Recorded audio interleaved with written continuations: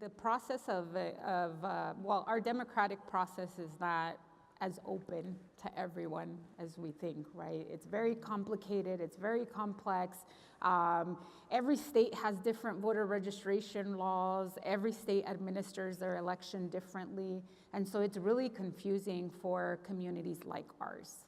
And so because of that, we're excluded from a lot of the process.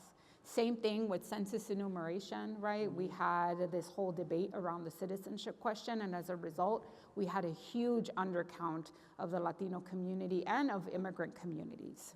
And so these processes and systems, we have to help our folks navigate them, right? And we have to help our folks enter them because the bar of entry is high.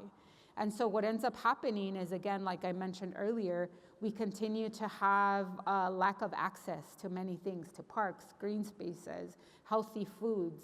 And so our communities will chronically always be ill, right, if we don't make these changes. And so what we encourage folks to do is make sure that they're not just participating in the elections, but also participating civically across the board, that they're registering to vote, voting, holding their elected officials accountable once they get elected, participating in the census. Why? Because these are the same leaders that are going to pass transformational policies, right? In the state of California, we have a program called CalAIM that seeks to address the issues of social determinants of health.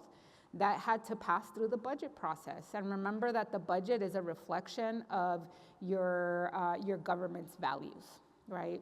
Whether it's your governor, whether it's your state legislature, or whether it's your city council.